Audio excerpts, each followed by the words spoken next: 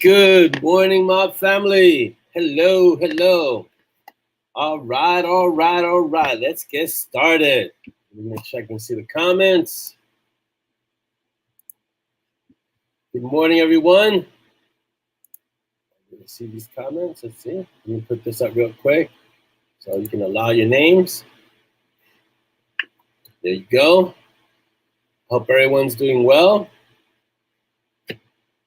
Everyone see me, hear me? Are we doing well? Good morning, good morning. Make sure everybody can hear me and see me first. Death wish, extra death, extra death. Good morning, Connie. Let's see. Oh, the music is so I'll get to that in a moment. But yeah, let me say good morning first. Good morning, everyone. Let's see who we got. Good morning, Connie. Good morning, Wendy. Chris Mendoza. Good morning, everyone on YouTube. Good morning. Let's see. A few Facebook users, please go to StreamYard. Go to the link that's provided on the screen so you can give them permission. And I can see your name. Good morning, Mary Beth. Good morning, way early morning. Jeanette, you made it. Good morning, Audrey. Wendy, you're sitting here wondering where the music is coming from. Will Musser made that music for, those are Monty and Strong music pieces. So yeah. Good morning, MM. Is there anything else I should call you besides MM Crumley? It's like M&M, you sound like an M&M, so that's why I'm asking. Good morning, Paige. Hola. Let's see. Which storm? Oh, yeah. It is rather dark outside. Well, I'm sure it is where you are. Jeanette. Morning from Stacy's got a lot going on. Oh, so I said hello. I'm guessing this is Jasmine who's saying Stacy has a lot going on, right? Is that Jasmine? Good morning, Jasmine. Let's see. Waves. M&M. Okay, MM. That's what your name sounds like. Oh, the theme music is from Will Musser. He's a very well-known musician who recently contacted us. And he created quite a few pieces for, these are specifically from Monty and Strong. So there's a piece there for Monty and Strong, like together. There's a piece for Michigo, there's a piece for Peaches, there's a piece for Simon, there's a piece for Monty. So he created a few pieces that you've heard, you just don't know the titles. But I'll try to close out with one of the Monty and Strong pieces. It's awesome music. It's the kind of music where you want to jump into the writing and there's an action scene or something's happening. It's a lot of fun. So yeah, so let's see, there's 15, 14 of us here. Let me get started with the shout outs. So first, shout out to everyone on YouTube. Hello, world. Hello, YouTube. Thank you for being here. I'm going to shout out everyone who's going to watch this. Hello, Jasmine, your name is showing now. Everyone's going to watch this later. So thank you for viewing this later. I know sometimes life gets in the way and you can't watch the show when we're live. So thank you for watching it now when you had the moment to watch it. I know it's a kind of the longest show. I can't get that word out. Longest show. It's weird. It's like I want to live. It's the longest show, so I get it. Sometimes I'll reserve shows this long, like an hour and a half, to watch at a later date when I have more time. So thank you for watching it at your leisure or leisure, depending where you're from. On Instagram, I haven't posted on Instagram for a while, but I will be posting this month. So yeah, here's the theme. Did you put it up? Is that you, Facebook user? Oh, okay. This is where the Facebook themes, is that all of them there? Oh, okay. I'm trying to put it up. It doesn't want me to put it up. There it goes. So we're on SoundCloud. Some of the themes are on SoundCloud. So let me do this because you don't want to get interrupted. Excuse me, guys. Okay. So that's the M&S theme, music theme. You can find it. Yes, Carrie, I can see you. Welcome. So on Instagram, I haven't really posted. Your name is showing now. Yeah, it is. So okay, here we go. App and Peaches, you can find us. I haven't posted anything on Instagram for a while because I was writing Archmage and day strider, so it was a little hectic and things were going on, so I haven't really posted much. But I will be posting regularly this month because I want to kind of see, we're testing out some things. So I want to see how increasing the awareness on Instagram, if it has any effect on anything else. So yes. Don't forget to go to Zazzle and get your swag. We're at M&S. So EMANDS, M&S is the store at Zazzle. Do we have a link for that? Facebook user is. This is our Instagram page at Bitten Peaches. If once StreamYard wakes up, there you go. It's a little tired. I gotta give it some coffee.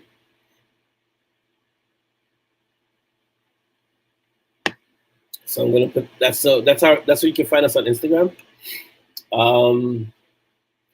And here's where you can find us at Zazzle. And don't forget to use this referral code because it helps our analytics. We can kind of track what's being sold and used and picked up and things like that, what's being viewed. So it should be coming up soon. Again, I think StreamYard really needs some coffee. Serious. Why is it taking so long? Like this one's really long. Anyway, so I'll put it up as soon as it decides it wants to do it. Am I lagging on your end? Yeah. Yeah, it must be. Yeah, it's what it is. Lagging and it's coming up. All right, let's see if I can show this right. There you go. Wow, that was a long time. Internet is really laggy today. I mean, it's not laggy for me right now in front of me, but I can tell from when I click on the link to when the timer wants to come up, it's like slow, really laggy. All right, so I'm gonna get into this a little later, but I also want to touch upon it now. I want to say thank you to all the new patrons. Well, I want to say thank you to all the patrons, first of all. Yeah, it might be, Audrey. The storms do have an effect. So I want to say thank you to all the patrons, and then these are our new patrons. So thank you to Diane Garcia. Thank you, Diane, sorry. To Eric Maldonado. Thank you, Eric. To Davis Johnson. Thank you, Davis. To Angela Tapping. Thank you, Angela. To Ewan Mollison. So thank you. And to Joy Keeley. I don't know how to say Keeley. I don't because I think there's two I's. It's Keeley. I'm not sure. I think so. I always wonder if it's Keeley. Yeah, Keeley. So maybe it's like a Hawaiian name or something. It's interesting. So thank you, Joy. Thank you to all the new patrons for supporting us and reading and you guys get to read all the crazy, amazing, exclusive Patreon stories. Oh, I'm glad you liked it, Jasmine. I thought so okay, you're gonna hear us talk about the Peanut story, Peanut 2. There are going to be no spoilers because the Peanut, let me just hide this because I'm gonna be slowing things up. The Peanuts and the Patreon stories are only for Patreon. So let me see if I can put up this link for those of you who want to see these stories. How many stories are we up to now? 9, 10? 9 stories. So it's 9 exclusive stories. Right, this is Peanut 2. So it's a little different from the first one. The first one they found Peanut. They kind of like they discovered her. They located her where she was. This story, is the link up. The link that's up is to get to Patreon, so you can sign up and support us in our stories. This story, Peanut 2, is a little bit different because Dex is trying to teach her to use her abilities. Good morning, Renee, and hello, Heather. So listen, we have really amazing tiers. I think what is it? From $1 to $20. So like 1, 3, 5, 10, 15, 20. So yeah. So 1, 3, 5, 10, 15, 20. So whatever. One of those has to be comfortable enough for you, I hope. Yeah, so the second story, without me getting into details, because again, these stories are for their Patreon exclusives, so I don't I don't want to spoil it at all. You might see a snippet, but in the case of a snippet of those stories, it's really a snippet, not like one of my snippets, which is like a chapter. In the Patreon stories, Dali put up a snippet. It was like 3 sentences. I was like, wow, that's a snippet. So yeah, it's Patreon. That's exactly the way. That's exactly the way it needs to be. No, it's not. It's not Dali trying to torture you. It's basically because the stories are for the patrons, right? And we want to honor that. And a snippet in that sense really is a snippet. You want to know a little bit more? You gotta go to Patreon. And like Mary Beth is saying, to come up with the knack version for Peanut, I'm gonna let you guys decide that. Peanut is appearing in more and more stories. So if you've read Archmage, you see that she's in there too. And if you saw the snippet for Entropy, I don't think she's in the snippet for Entropy, but she's in Entropy a little bit, not much, because she's kind of like, she's gonna be more involved with the Brew and Chew. I think that's kind of where she fits right now. And then the Brew and Chew is gonna get more involved with Monty and Strong. So that'll be fun. But yeah, so that's in a nutshell, that's Peanut. It's not, I can't get into too much detail, but I just want you to know it's a lot of fun, and you're missing out if you're not part of the Patreon. It's a lot of fun. I strongly recommend you join it because it's just fun stories. They don't really tie into everything that's been written. They're kind of their own thing. But there are a lot of like Peanut started as a Patreon story, and now she ended up in Monty and Strong. So it's things like that. So you're very welcome, Connie. I like to give all the MoB snippets because I know how I was when I was in between, like reading books or in between books. I wanted to kind of know what was going on, or it's kind of like a preview to what's coming up. So snippets are important. In Patreon, I'm gonna leave those snippets to Dolly so she can get all the fantastic email that's gonna come from that. Like, why are you putting so few sentences?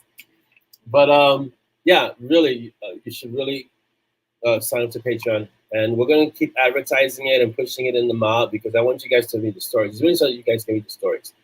But unfortunately or fortunately, there's a criteria for those stories because it's really for our patrons for Patreon.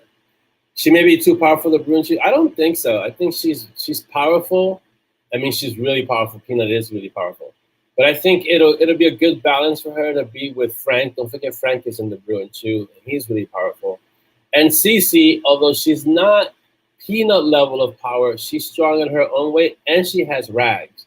So I think together, all of them together will make a really, really powerful team. So, and then they'll go on their adventures, which will be a lot of fun. So I don't think she's too powerful for the Brew and Chew. I think she's the right amount of power. She could be one of the heavy hitters along with Frank. Okay, so those are our new patrons. I want to thank all of you: Dan, Eric, Davis, Angela, Joy, and Ewan. The newsletter.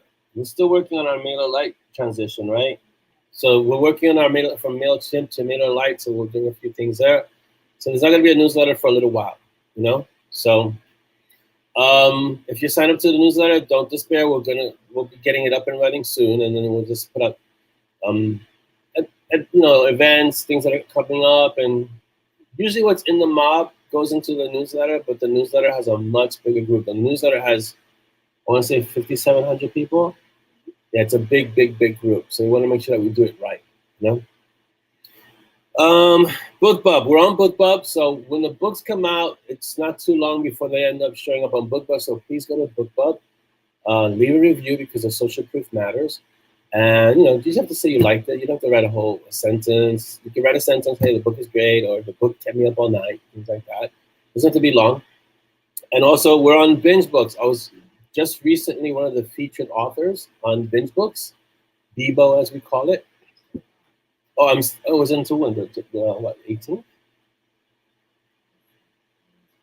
Yeah, I think I'm still a featured author on Bebo, on Binge Books.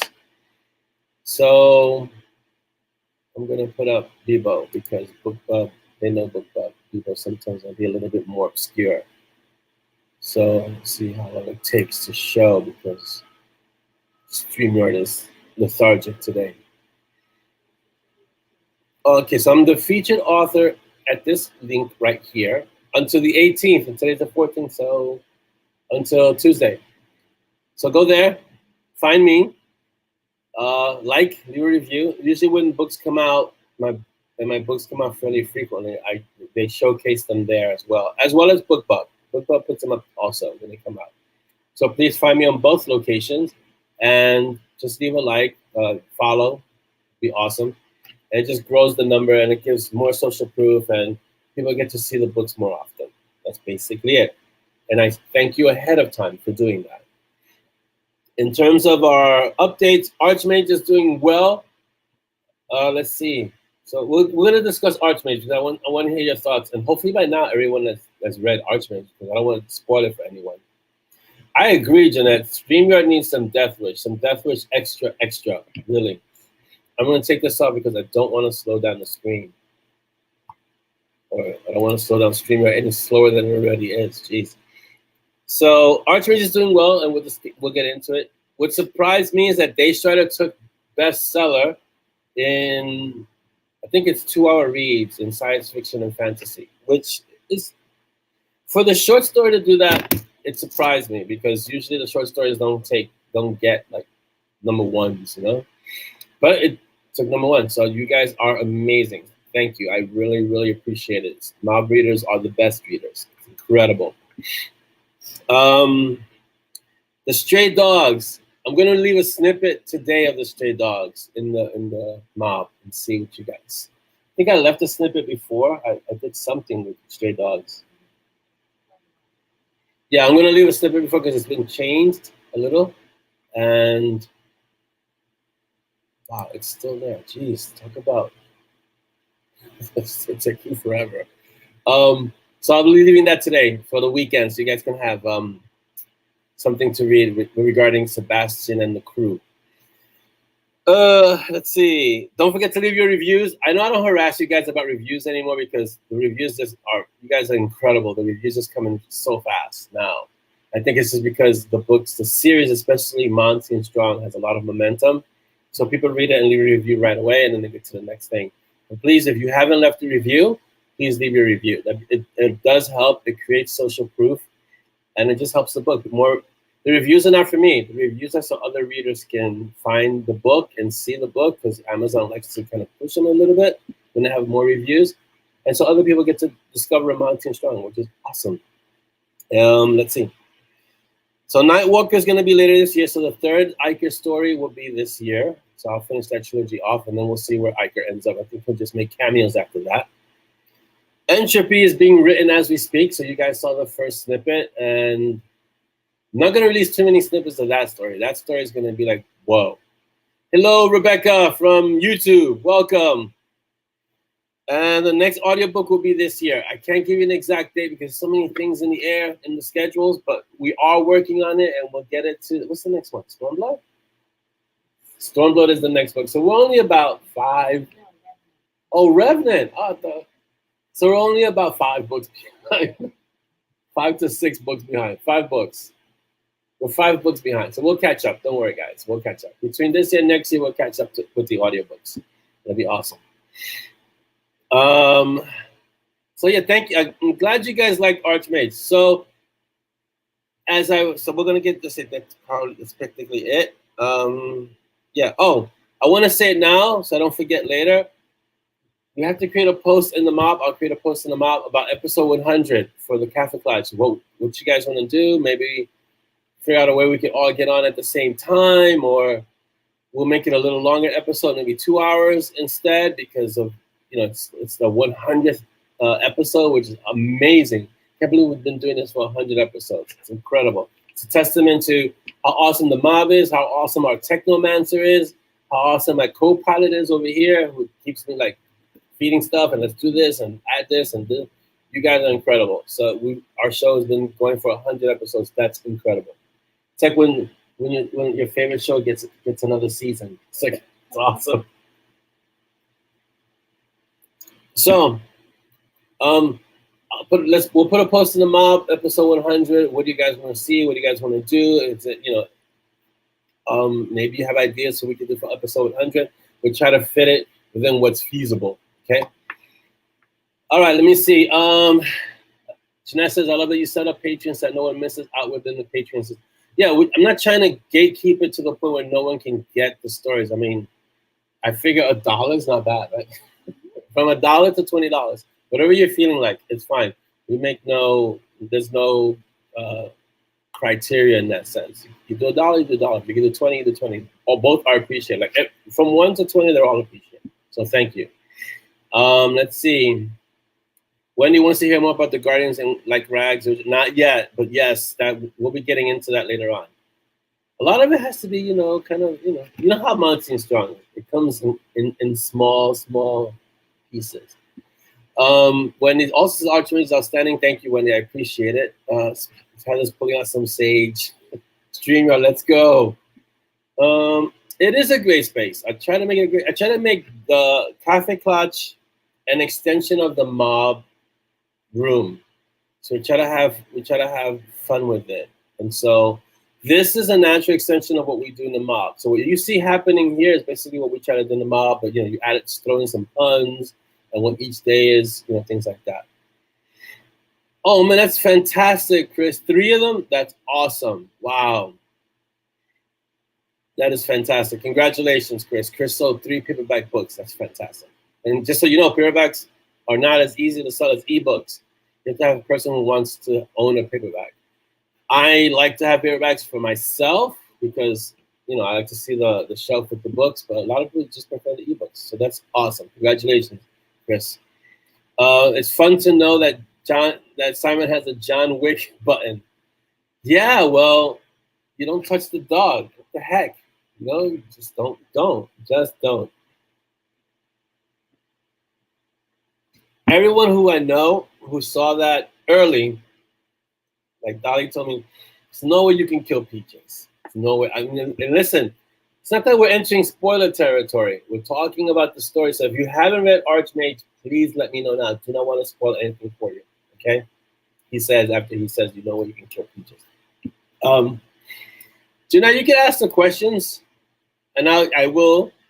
If I can answer them, I will. If I can't, I won't. So, but don't feel hesitant to ask the questions. Please ask the questions. It's okay to ask. I'll let you know if I can answer them or not. But by all means, ask the questions. Peaches is awesome. And so Simon, there was really no other way for Simon to react regarding that situation because one, they're bonded, right? So if you have a dog, you know what it's like. If you have an animal, it doesn't matter, dog, cat, turtle, iguana, you're bonded to your animal. And 2, it's Peaches of all, so Peaches like, hey, so if you're gonna do what Julian did to Peaches, and Simon had warned them, right? Simon had said, if you touch my dog, we're gonna go from training to fighting in a moment. It's like in a heartbeat. So he did it, and Julian might have miscalculated the trigger there to get Simon to kind of tap into that power. He might have miscalculated it just a bit. So yeah, it happens. And Julian learned. So what was good there is that Julian learned that maybe that's not the best way to do things, and Simon learned. And yeah, it was good. I was commenting in front that M&S had a bit of feel of a classic anime where we wandered into story that's happening and the background information is revealed as the story continues on. Yes, that's by design. Not because I'm a huge anime fan, but I think that's some of the best stories are like that, where you kind of, they're called like river novels, where the river is always flowing and you happen to step in, and when you step in, that's where you are, and then you kind of go with the river, right? But I think that's some of the best stories. So those are some of the best stories where you walk in and things are already in flux, things are already happening. And in a way, you kind of have to catch up, but also the story is accommodating enough to kind of bring you along. So it doesn't leave you completely in the dark, but it's like, come on, we got to go, let's go. And I'll explain on the way kind of thing. So you get this kind of sense of urgency, like I got to follow the story. So it doesn't have a slow build-up like Lord of the Rings. Like in the beginning, there was this, or hey, there's a Hobbit village, and we're going to go to a Hobbit village. No, it's basically like, We're running on the streets of Manhattan and we're chasing a werewolf. Let's go. You have to kind of catch up and go with it. So it's like, whoa. And so it gives you that kind of adventure feel, that breakneck feel, like, let's go, quick. And that's what makes it kind of fun. Rebecca's asking, what's up with Simon and Chi? Are we going to see them together? Yeah, Entropy starts basically with Simon and Chi having a conversation. And yeah. So in Archmage, you realize that Chi is going to be at the School of Battle Magic. So then if you read the snippet, the most recent snippet for Entropy, Dex alludes to the fact that he's training Simon alone because his brain gets addled when he's around Chi. So she's already in the neighborhood. She's there. And the next conversation you're going to see, right after that scene with Dex, Chi is going to have a conversation with Simon. And maybe they'll cross blades, which will be fun. Miscalculated is an understatement. Yeah. Well, you have to understand that from an Archmage's point of view, he would probably think, you know, the best way to get this to happen is to target what's closest to him, you know? So Peaches was the obvious target. When I wrote target, when I wrote whatever, it was like kill and then target Peaches, even I went, oh, no. And I'm the one writing, and I was like, oh, he wouldn't dare. So yeah, that was fun. Welcome, Darren. Late is better than never. So here you are, and it's good. Anthony Hudson, John Wick times 100. Yeah, and I just saw John Wick 4. John Wick 4 was a lot of fun. It was really good. So is Entropy the super secret romance story? No, Entropy is not the super secret romance story. There's no super secret romance in Mountain Strong. So no, there's no, oh Simon, oh geez, stab. No, that's not it. Hashtag villain arrival. I'm going to assume that it's Craig and Dragon. Hope everything went well with the hand and the operation, the surgery, and everything is good. So I hope you're recovering well. Rebecca says, a visit from the Morgan usually get indication of an oh crap moment. The moment that he realizes that it's not karma was a fun moment to be in. Like, he's like, wait a minute. So it starts with the usual karma indicators, right? The citrus smell, the earth, and all of a sudden it turns. I would have loved to like be able to see Simon's expression in that moment. Like, this is not karma. So that's awesome. Julian had the belief that he was more powerful than Simon. He probably is more powerful than Simon in many respects. As a traditional archmage, he's more powerful than Simon. But what Simon tapped into, and we have to think about that Simon, Monty, and Peaches collectively are probably stronger than Julian. They can probably defeat him. Collectively, they're stronger than Julian, and that's what he didn't count on. He didn't count on their collective strength. And so when he did what he did, he figured, well, this will get his attention, and he'll focus up now, not realizing that it was more attention than he wanted.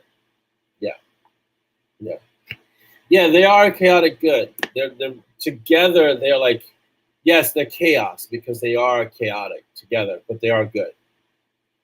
Ultimately, they're good. There's a lot of destruction on the way to the good, but they are good.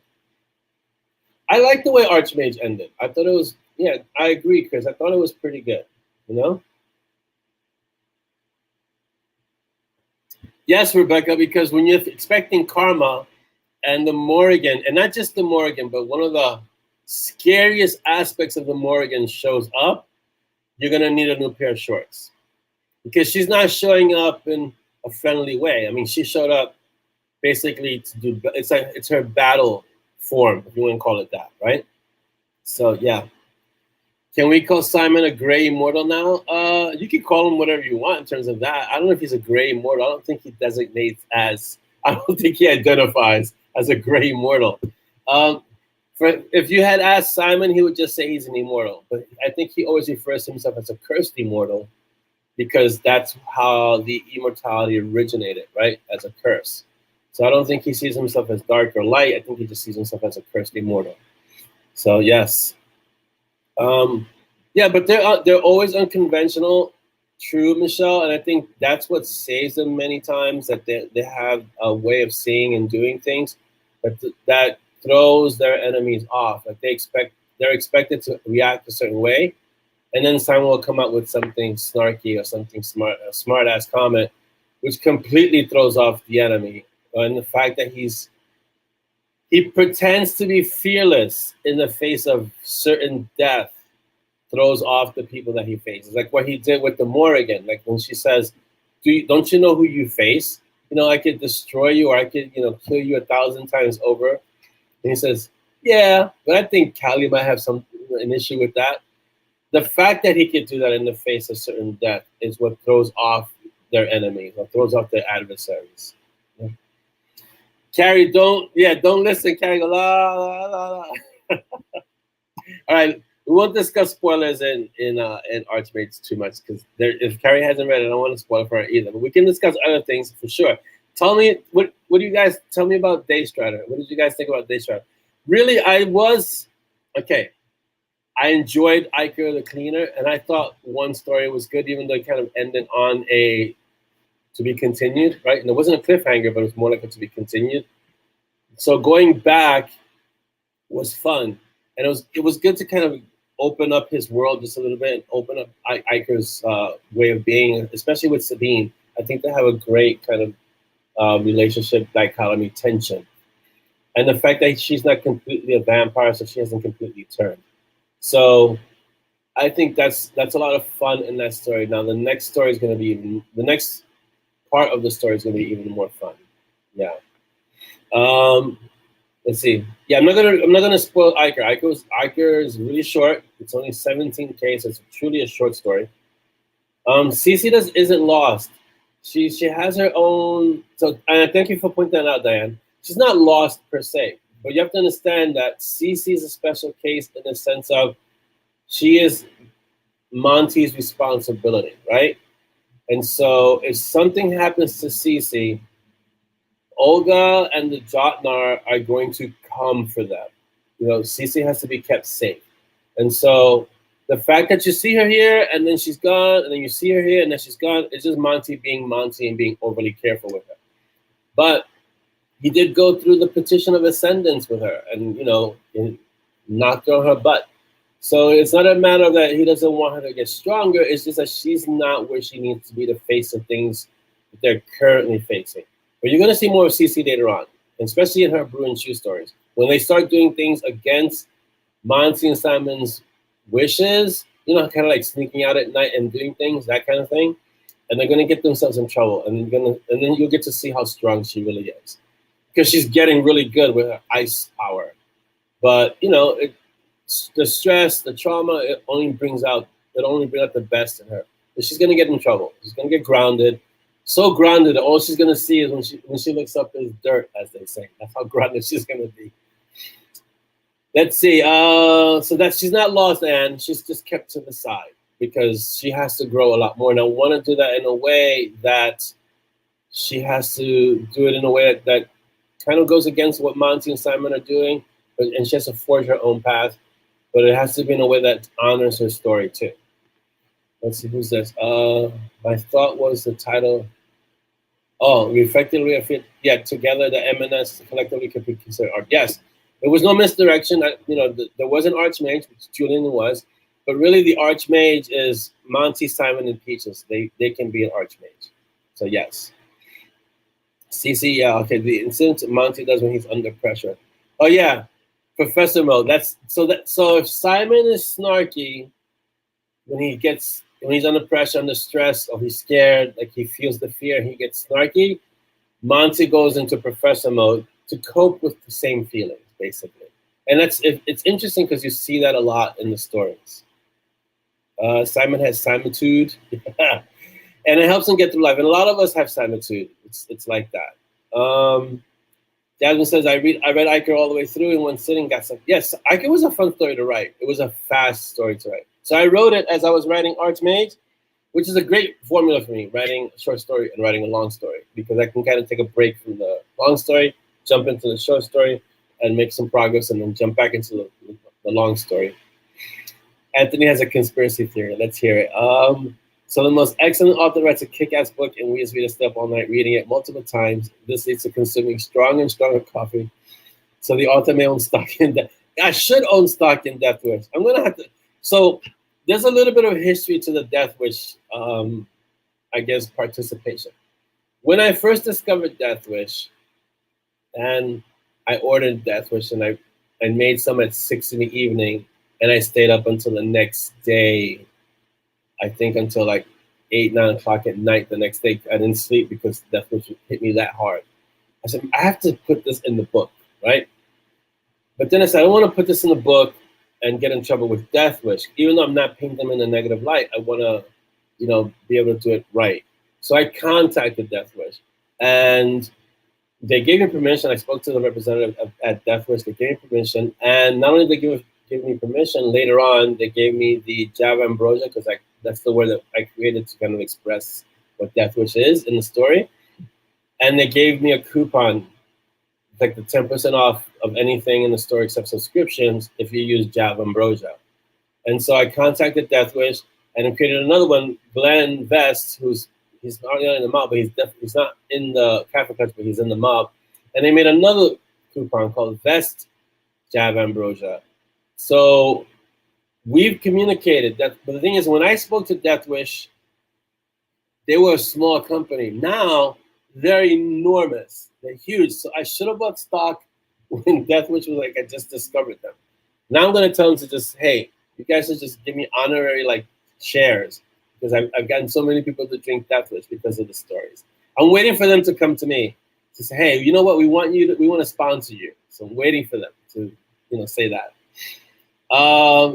Jasmine says, Stacey and I were discussing that. She thought Iker was a cliffhanger, and I said that I disagreed. The main plot wrapped up, but there's more. Yeah, it's not a cliffhanger. Iker is very much like what Archmage is to Lost Runes, Entropy, and Archmage.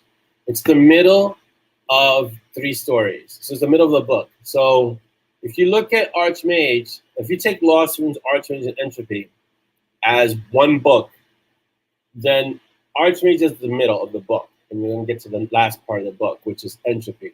So it's a small arc in the much bigger arc of Monty and Strong. And the same thing with the Iker stories. The Iker stories, you have, Iker the Cleaner, Daystrider, Nightwalker. Those 3 stories make up one story.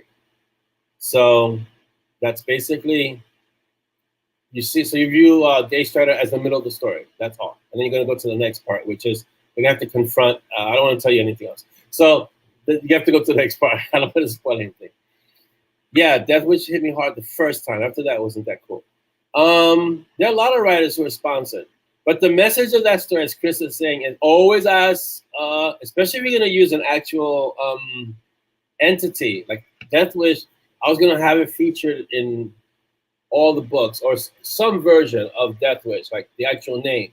So if you look at the author, like the introduction or the acknowledgments, Death Wish is one of the people, because I actually spoke to them and got their permission. Like I got their written permission. It wasn't just like, okay, can I use your name? Yeah, okay.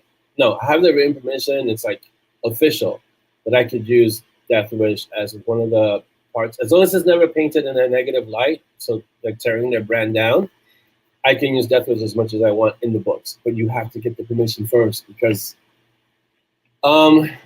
at this point, Death Wish went to space. They were the official coffee that went to in the space shuttle. They've grown. They're a big company now. And that's what I'm saying. When the movie comes out, I'm going to call them and say, you guys need to be producers or something, or investors. That's what I'm saying. That is a great point, Dolly. Thank you. Dolly's always thinking like 10 steps ahead. It's awesome. So that's the case with Iker. I wrote Iker really quickly. I probably figured the next book is going to be just as fast. And Iker has a different kind of sensibility, because it's writing a story from, I won't say the villain's point of view, but from the anti-hero's point of view. Like Iker is not a good guy. Iker, writes as a villain in a way. What's close to Iker is going to be the Stray Dog and Sebastian. Sebastian's very close to Iker in terms of their sensibilities. Whereas though Iker's a little darker because Iker's a vampire assassin. Sebastian is considered not a dark mage, but his moral sensibilities, his moral compass is a little bit grayer than Monty. Monty is very clear about certain things. Sebastian moves in a different world. He moves more in like the criminal world. So although he's not evil per se, he does have a sense of justice. He's willing to bend. He's willing to be in the fringes of certain things. Yes, Jeanette, it's always better to ask first, because let's say I wanted to use Death Wish as, Death Wish coffee or Java and Broja or whatever, and I didn't ask, and then I put it in the books, and then I get a letter to cease and desist from Death Wish. I'd have to change all the books. That would not be good. Yes, Anthony, it's Naruto's talking no jutsu. Smart ass no jutsu for sure. Agreed, Chris. She's a very old vampire. Let's see. Have I ever considered spin-off story from the villain point of view? Nope, not really. I've considered it in the sense of maybe one day, but I have so many characters that aren't considered classic heroes per se that I don't need to write a story from the villain's point of view. Most of my villains have very simple characteristics in the sense of you can't reason with them.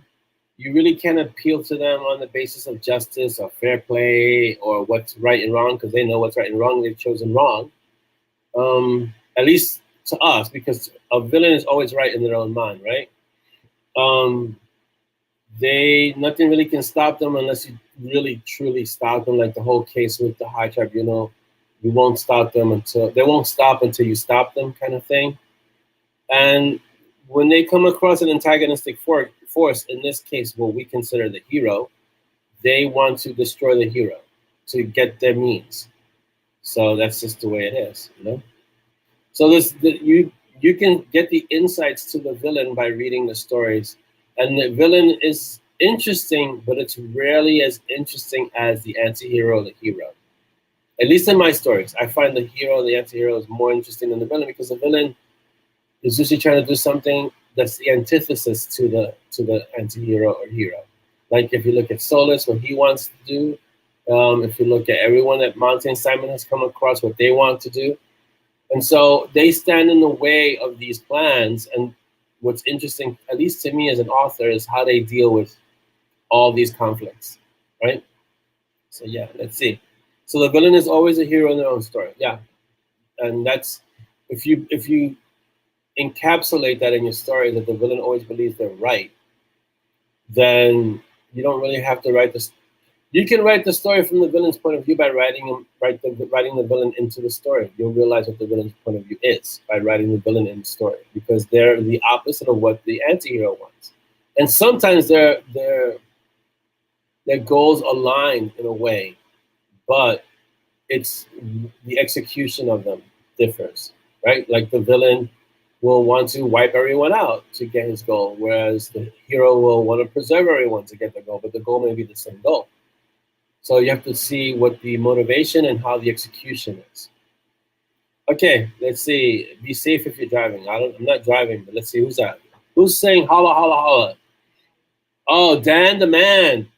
Quick hello in between dodgy. Well, wherever you are, you better get home safe, because I was in Vermont recently and it was bad. So, and it's still bad. Yeah, walk the razor's edge with that bit, and I know which bit you're talking about for sure, Dan. Yes, for sure. All right, but be safe. You're out there avoiding dodge. You shouldn't be texting or writing anything at this point. You should be driving and getting somewhere safe. So thank you for popping in and saying hello, and go get safe somewhere. Chris says, the ladies who bought my 2 books asked if I could or will write more than just the trilogy. That's up to Chris. That's up to you, Chris, if you want to write more. Mountain Strong was supposed to be a trilogy. Actually, there was room to be a pentalogy, which is like what the Spiritual Warriors was. And I was like, okay, I'll write 5 books and I'll move on to the next thing. Here I am on book 21. So I can only tell you, start with a trilogy and see where it goes from there, because Mountain Strong was supposed to be a trilogy. And I am not the person to advocate for it. Just write the trilogy, because I've gone into works where this is going to be just a trilogy. Like Rule of the Council was a trilogy. Iker is just a trilogy. Let's see what else. There are a few that are just trilogies. But I did that with Mountain Strong too. And if the story has legs, as they say, if the story has legs, if it could continue, I say run with it. Even Sepia, which was, I stopped it at the trilogy because I had 3 books. I still had 2 more books to go. I finished the pentalogy. It's like that, you know? Anthony says, what are the chances that the actual Dark Immortal and Dark Mage turned out to be bangers and that? Dolly would love that story. That's all I have to say. No, I don't think Bangers and Mash are going to be the actual Dark Immortal and Dark Mage unless it's a huge parody. Let's see. Anti-hero is always a yes. Villains do not know they are the villains. This is so true. They don't think that they think they're doing the right thing. Whether or not it's moral depends on how aware of their actions they are. But they always think that they're doing the right thing for the good of everyone else. That maybe some, as I say, some things need to be broken in order to make sure the whole thing is fine. So that's the way they think. And there's shades of gray that exist. Yeah, and that's the way villains operate. It's, that's the way it is. I'm glad M&S is more than the trilogy too, because because of M&S, as I always tell Monty, as I always tell Dolly, Monty's tired of hearing this. Dolly's like, M&S is the tree, is the engine, and from that tree, so many branches have been created from the tree that is M&S, and so I'm very glad it's more than a trilogy too, because as I've progressed with M&S, there are more and more stories that have come out of that world. So it's amazing. At what point did I realize that M&S was going to be more than a trilogy? Well, Jeanette, Blood is Thicker, the original ending of Blood is Thicker was a true cliffhanger that nearly got me killed. So at that point, I knew I at least had to write a book 4. And then at book 4, I realized I had to continue because book 4, not that it ended in a cliffhanger, but there was more that needed to be told. So I had to write book 5. That's okay. Pentology's not bad. I can finish it at Pentology. But if you read book 5, I figured I might as well keep going because now they got to come back. Because I believe book 5 is Silver Clouds, Dirty Sky, or Homecoming. One of those, Homecoming. And so it's like, I got to continue now. So, and I just keep going. So it just kept like book 5, book 6, book 7. And so I left it open because if you notice, the Mountain Strong series is never numbered, and people always say, why don't you number the book? I never know which order. I don't know how to read these books. And there's a reason for that. There's a reason for it because they don't have numbers because they're not going to be limited. They'll stop. When I stop writing, I'll say this is the last Mountain Strong, but that's not happened yet. So yes, there's an arc to follow. Yes. They're not numbered, but there's definitely an order to them, for sure. Yes, I agree.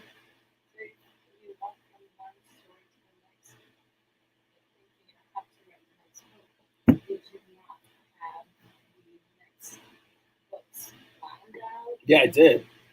Well, okay, here's what happened. So Dolly just asked a fantastic question. I don't know if you heard her. She said, did I not have the next stories planned out if I went from book to book?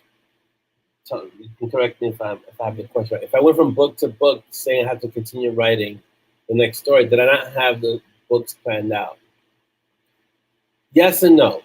Up until book 3, 4, I had an idea of what I could write. And then I was going to kind of just wrap it up because, I had Sepia to still finish and I had other series that I wanted to do.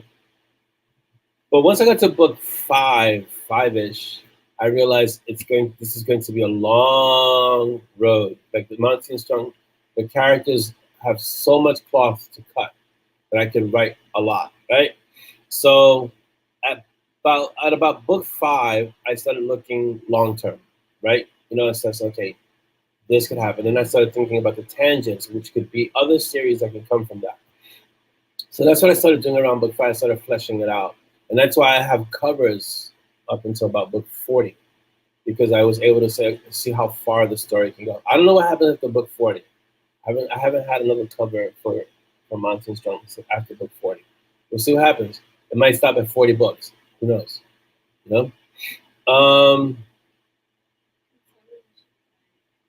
Can Simon and she get married? Is someone asking that question, or you asking that question? Simon and she cannot get married. People will die if Simon and she get married. I'm sorry. Even though he's immortal.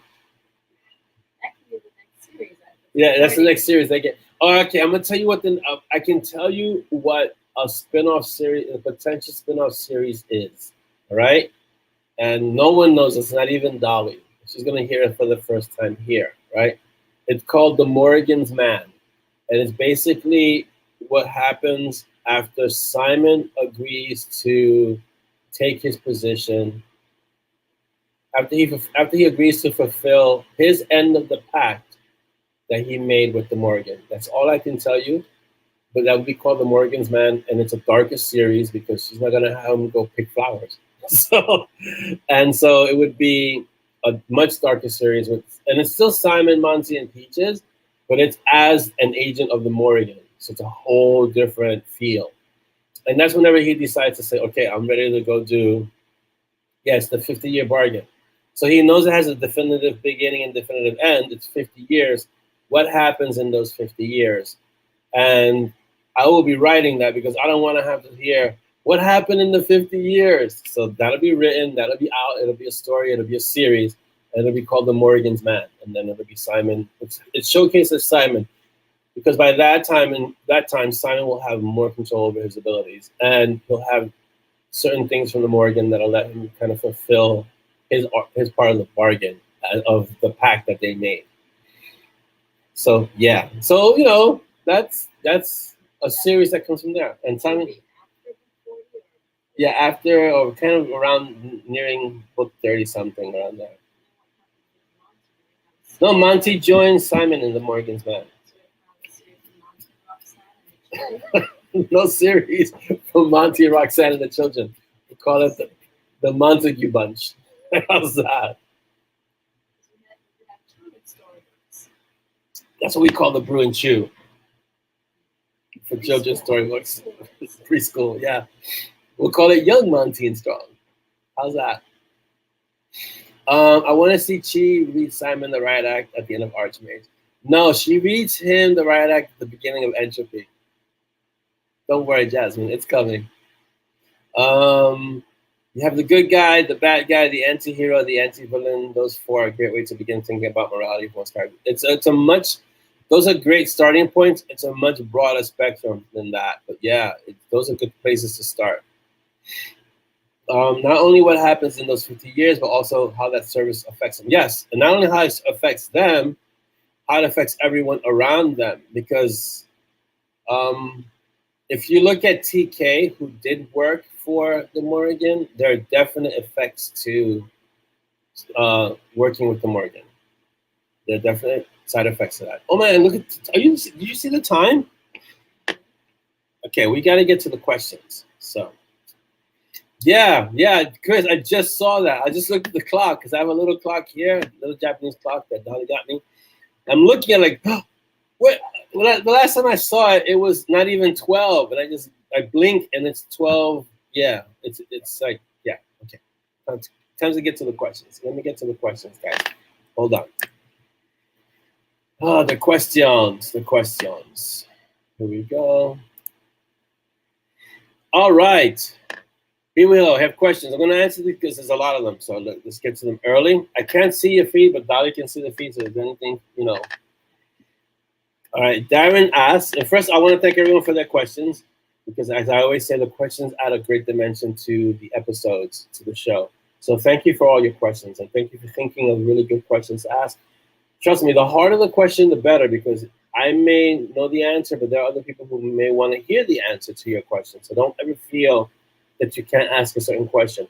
Even if you feel they're spoilerish, Jeanette, ask them anyway. And if I can't answer them, I'll just say I can't answer it right now, and we can discuss it.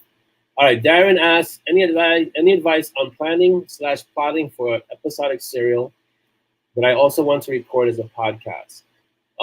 So as we discussed, I said, try out writing for a serial. It's a different way of writing than writing for a novel or a short story. You're closer to writing short stories. You can write serials. I would also look into Kindle Vella. That's one way that you could do an episodic serial type thing.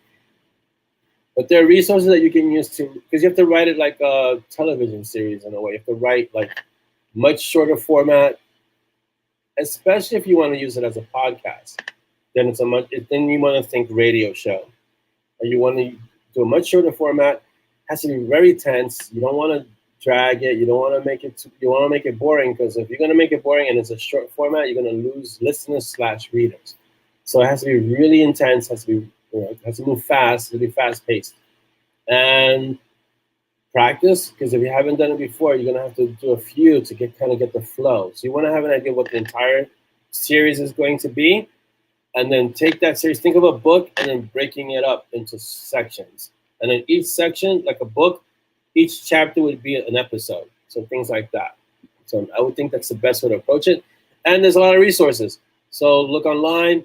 YouTube has great resources. There are plenty of books that you can read. Masterclass has some authors that touch upon this.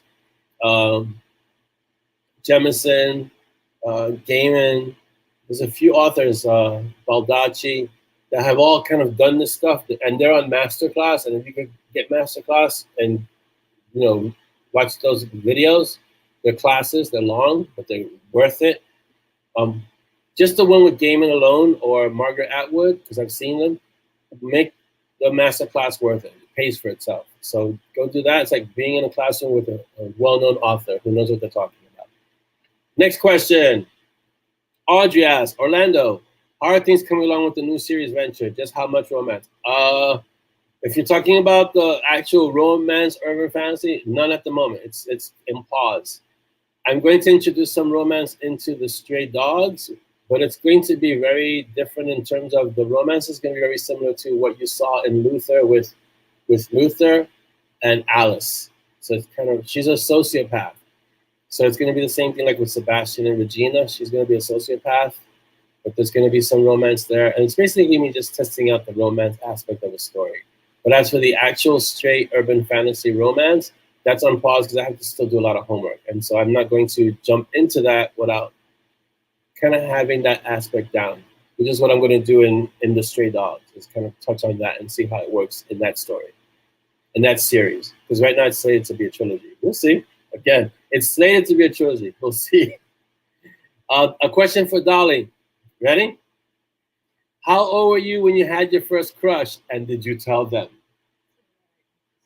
It is a very interesting question. Unexpected. 16, and she did not share it. All right. Orlando, if you had the ability to change one thing about yourself, what would it be? Oh, jeez. I don't know. I don't think I'd change anything about myself because everything that I have kind of makes me who I am. And I don't want to change that. I don't know. You think I need to change anything?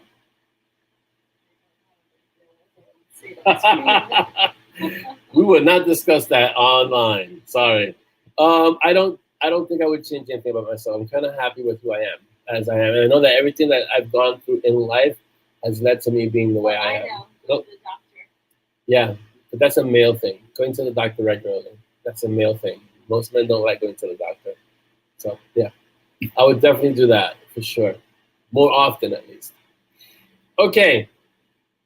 Great questions, Audrey. Thank you. And Darren. Chris Mendoza says or asks, will we ever learn more about Simon's time in Shadow Company, or will it remain a mystery? That's in Deadeye, as Jeanette is saying. Deadeye gets to touch more upon Simon's time, sort of like how Requiem kind of touched on it and brought some people. There's still people in Shadow Company that are looking for Simon, that have something for him to do. So in Deadeye, that comes out. But Deadeye, as I look at the schedule of books, is close to about right. It's around book 30. So we only got about 9 books to wait. So it's not too far away. But yeah, then that book is going to be really Simon focused. So it's going to be a lot of fun.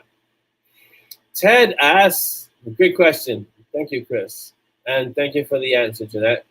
Ted asks, will Strong learn how to decompose items? I don't know.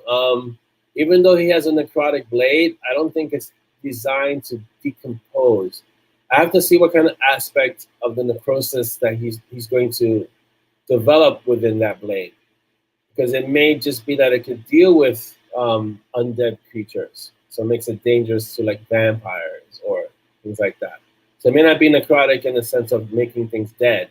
It may be necrotic in the sense of being a weapon against the undead. So it's different ways of expanding on the necrotic aspect. Okay, Jeanette says a few classes ago, thank you, Ted, great question. A few classes ago, you kindly listed the titles through to Deadeye. Would you mind sharing them again so I can add them to the wiki database? Okay, I'll go slow. So we're currently at Entropy, which is book 21. Then you have Immortal, 22, Outcast, 23, Shield Bearer, 24, Saints and Monks, 25. Okay, let's go again slow. Dali says I'm not going slow. Okay, Entropy is book 21. I'm sorry. Then book 22 is Corpse Road. Book 23 is Immortal. Book 24 is Resolutions. Book 25 is Mortal. Book 26 is Outcast. Book 27 is Shield Bearer. Book 28 is Saints and Monks.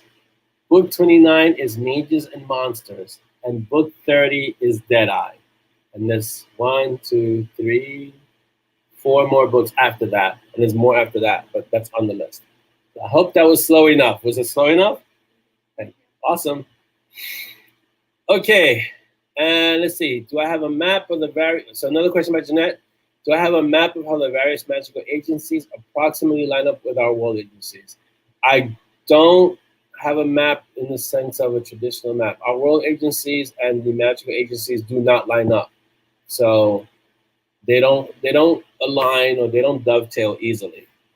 And that's all the questions for this week. So yeah. So no, the magic agencies are independent entities that operate mostly unknown to the world agencies. So yes. Let's see. We cannot hear Dolly Sanchez. All right, well, I answered the question. Hopefully that was okay. Bye, Connie. I hope I didn't miss you. Bye. Okay, let's see. I'm going back. I'm scrolling back to see some questions that I might have missed. Let's see. Yeah, we have such a good chat. Time goes by. It's already 12:35. We have like a bunch of questions. Anthony, take care. Thanks for dropping in and for the insights and that contribution. Is awesome. Let's see. Zero. I started 2 weeks ago. I'm posting content.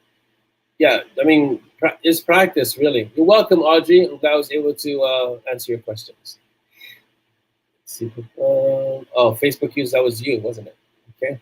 Gotta speak up there. Wendy, you've introduced us to many different pantheons throughout the series. Will we see any from, say, Mexico, South America? There are a few authors who have really written the Aztec Mayan gods really well that I don't want to kind of step on in a way because they've done such a good job. But yeah, there's so many pantheons that I haven't brought into the stories that it'll be fun to bring a god from a different pantheon just to kind of drop by and visit. So yes, definitely the Incan, Mayan, Aztec, those pantheons are a lot of fun. So yeah, for sure, because they have great gods and they're kind of angry all the time. So yeah. So there you go, Jeanette. I hope that was slow enough, but you can always replay it. Was it slow enough? Was it even slower? Okay. Oh yeah. So you know what was funny, Jasmine? That so many people, Byako is one of those like a Michigo character, which is perfect because Byako and Michigo are always together, right? They're like, Byako is her right-hand person. A lot of people dislike Byako because Byako is Byako the way she is. She's unapologetically, I want to say rough, or she's raw. She just says it as it is, and she doesn't care. But she was hilarious, and I don't want to get into it because there are people who haven't read Daystrider, but she's very funny. She's also very dangerous. So in the next story, we get to see a little bit more Byako in action, which is going to be fun. That is going to be fun. Because Byako is really good in Rule of the Council, too. All right, Chris, we have authors to promo. Let's promo because it's almost the end of the episode. Yep, I'll be able to get those titles out easily when you wake up. Yes, Jen, I know it's crazy. It's a crazy time of night, morning for you. Yeah, Nasri, who is Filipino, he does some great things with the Philippine gods. So like I said, I don't want to. There's so many pantheons. I don't want to throw them all into the Mountain Strong. You know, we've got the Greek and we've got Hindu. We've got a few pantheons that are in there. We've got Gaelic and Celtic pantheon. So it's like, you know, I don't want to kind of just, okay, we're going to throw every pantheon in. It has to kind of make sense too. It has to make sense in the story as well. You're not just going to have God show up for the sake of showing up. So, and I have, with the ones that I have, it's a handful of managing them because each one that I have represents a pantheon that can be expanded. So, yeah. So, okay. Just putting up links. Let me get to the story. Let me get to these books. Hold on. Jasmine, that's so not. Maybe you know what, Jasmine? That might be a Patreon story. I could see that being a Patreon story with Yako, Nix, and Bug having a night out. But I don't know what place will survive having all three of them out in one place. And yes, Quetzalcoatl will be fantastic, Wendy. All right, Rick. So, okay, all these authors, I want to say all. The majority of these authors are MoB authors. So please, you guys, you know I'm like a broken record. We support our indie authors. Go. Rick Walteri has 2 audiobooks on sale at 70% off. Go to that link. These links are going to be up in the MoB afterwards, please. So go to the link, pick up the audiobooks that are 70% off because it'll be awesome. All right, we also have Crumley. So it's Crumley. So if StreamYard would cooperate, we could do this in a timely manner. Maybe I have to hide it first and then put it up. So we have Crumley has her book that has the complete Andrew series. So it'll show up eventually. There it goes. So the complete Andrew series, go to this link and pick up the complete Andrew series. And we support our indie authors, so go for it. I'm going to click these early because they're taking forever to come up. So look at that. It's slowly transitioning. You see it? It's like slowly coming in. So the next author is Ben Zackheim. And Unholy Deuce, Amelia and Ichabod, the Delta, there it goes. Oh, Delta Underground Operatives. Go pick it up. There's a reader link. And he's one of our MoB authors, so please pick up. The duo is part, oh, look at that, was fast.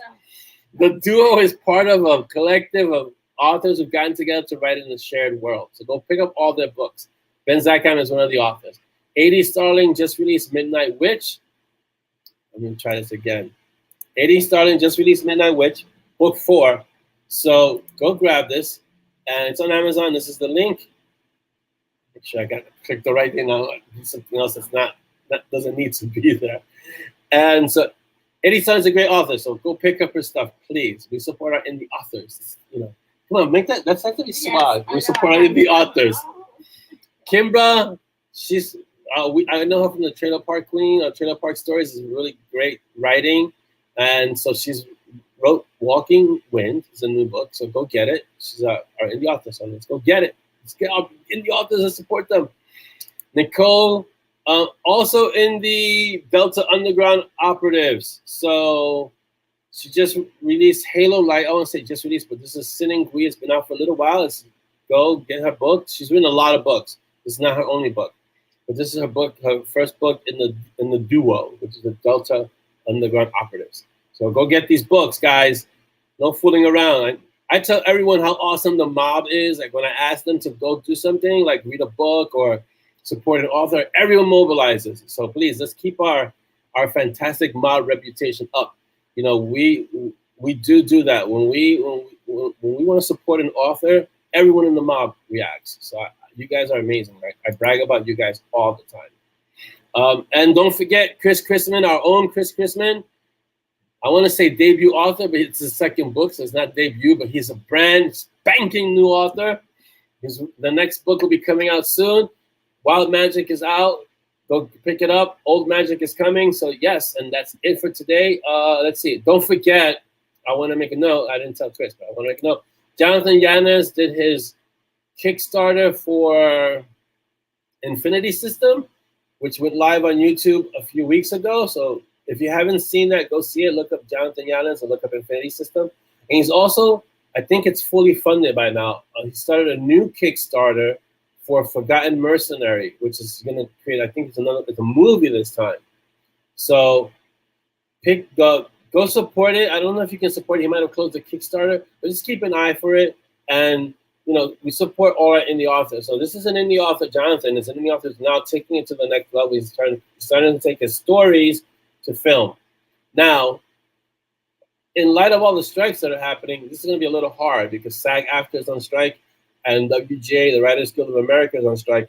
But he's doing this indie, so he might be able to just, crank this out and do it himself. But it's hard because the SAG-AFTRA strike affects all the actors. All the actors are on strike right now. So he may not be able to pull this off for a little while, but it's funded. So he'll be able to get it there. So here's the Kickstarter. No, that's something else? Oh, okay. That's a different one. Bye, Audrey. Thanks so much for coming in. Don't worry, Chris. If you forget something, I'll remember something. If I forget something, you'll remember something. So, yes, Jeanette, I'm in the same boat. There's so many books, so little time. Don't forget, Steve McHugh released the Raven, I believe, the Riftborn series. And he's on book 3, which is a Talon's Wrath or Talon's Revenge or something like that. I have all 3 of them. I'm about to start the 3rd one. As I said, I'm in the middle of writing. But Steve McHugh is the Hellquinn Chronicles author, and he's written he's written that one. Then he's got some short stories in the Hellquinn Chronicles, and now he wrote the Avalon and the Rebellion, and now he's starting a new series, which is the Riftborn series. Go grab that, and it's on book 3. The first 2 were really good. They were fast reads because he moves really fast in his stories. It's like breakneck pace, so you'll enjoy it. Jasmine's telling me that Kimbra has Treading Water available also, so go pick up Kimbra's other book. So there are a lot of books, Yes, and I agree, Jeanette. If you want to know what's going on with the actors, there's a lot that's going on in that strike because of the streaming services and AI and everything. Like there was one where, I'll just touch on this really quickly before we end the show, where the studios wanted to scan the background actors' faces for one day's worth of pay, and then reuse those faces in other movies, but for free, without paying those background actors. And so the actors are like, "What are you talking about? You're still using my likeness." And so it's things like that where they're trying to save money and not pay the actors for the work that they're doing. It's one of the reasons why they're on strike. So I'm always going to be on the side of the actors, and because these are the people who are the creators. And so the writers and the actors are the ones who really, without writers, without actors, there are no stories to tell. You're not going to have movies. If you don't have writers, you don't have movies. If you don't have actors, you don't have those movies on film. So you need those people. The studios just facilitate it. But you need the writers to write the stories, and you need the actors to act the stories. So it's very important. All right? So this is a real, as Chris is saying, this is an important strike. So get involved. Just at least stay current with this so you know what's going on. I'm involved with it because I'm a writer. This is something that's important. So guys, you guys are awesome. I don't know how time goes so quickly during these episodes, the Kaffeelatches, they go so fast. I mean, I look at the beginning, it's 11:30, and I blink and it's 12:25. It's crazy. It's 12:30. So, well, Mary Beth, don't be scared of it. Just learn about it and see what it can and can't do. And that knowledge helps you deal with any kind of fear you might have. Because like anything else, AI is a tool. I'm sure when the internet first, and I'm old enough to know when there was no internet. When the internet first started, people were scared, and now everyone uses the internet. So it's just a matter of learning what it is, right? All right, guys, have a fantastic weekend. I want to thank you all for being here. You guys are awesome. You guys are great. Go pick up all those indie authors that I promote at the end, please, because they're each writing, this is what they do. They're writing their books, and they're putting the books out into the world, their stories out into the world, so that we can share with them on the adventures. So go get those indie authors, please. And, Peaches Con is happening, Jeanette. Don't worry. We just have to figure out how to make it happen. But it will happen. Don't worry. In our lifetimes, it will happen. I want you all to have a great weekend. I want to thank you all for being here. You guys are fantastic and amazing. And above all, remember, I want you to be uncommon. You guys are fantastic. Have a great weekend. Bye.